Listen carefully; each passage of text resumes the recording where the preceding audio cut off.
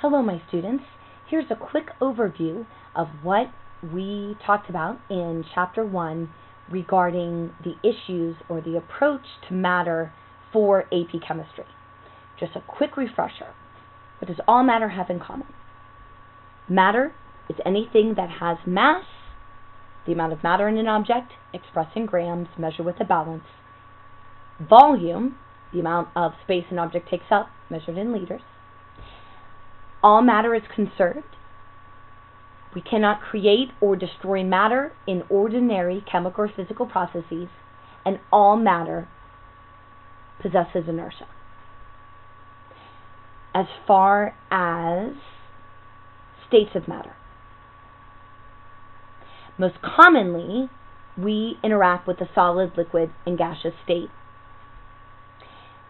We say that what makes a solid is it has definite shape and definite volume. A liquid, it has an indefinite shape but a definite volume.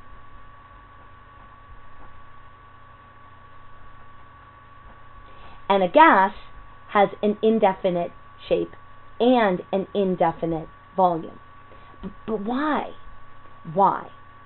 So, if you need to refresh about intermolecular forces, matter to some way, shape, or form, every amount of matter has some attraction for other samples of matter, especially if they are alike in their chemistry and structures. So, for example, water molecules, and we will review Lewis-Stat structures, molecular geometries. Water takes on a bent geometry. It is a polar molecule because of these lone electron pairs primarily. The polarity gives it, beyond the London dispersion force, dipole-dipole and hydrogen bonding. So one water is very attracted to another water molecule. No matter if water is in the solid, the liquid, or the gaseous state, the particle attraction is always the same. In the case of water,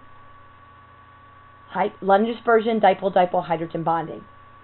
However, does that particle attraction really get to show itself? In the state of solid, it does. The particle attraction is much greater than the kinetic energy of the particles. So, the particle attraction can lock the particles in place. They have enough energy to vibrate and rotate, but not to overcome the particle attraction. In the liquid state, particle attraction is assuming to be pretty equal to the kinetic energy. So, the particle attraction is such that it limits the volume. However, it doesn't have a set shape because the particles can exchange places within a liquid.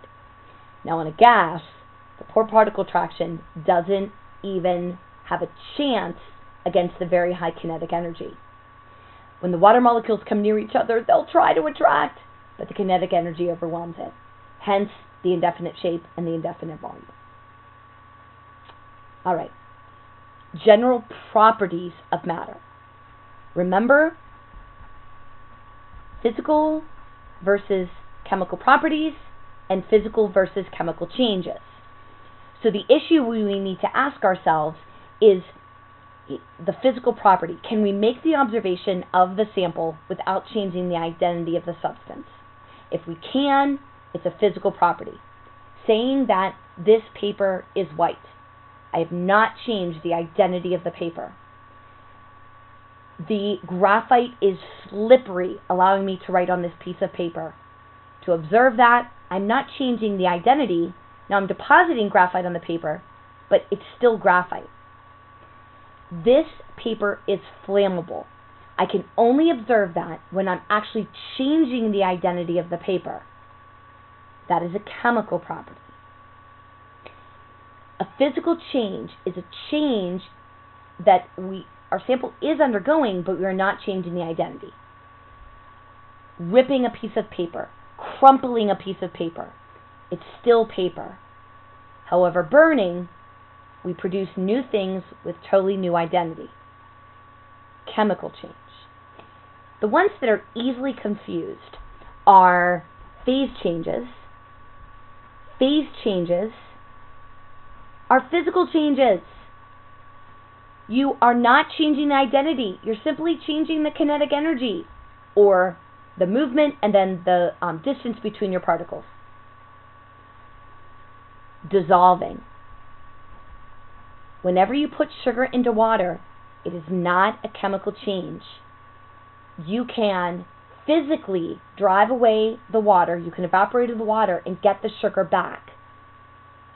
That is a physical change. The other common confusing change is cooking or baking. When you are cooking and baking, you're exposing your substance to substantial enough heat to denature your proteins. Your outcome has a new identity. It's a chemical change.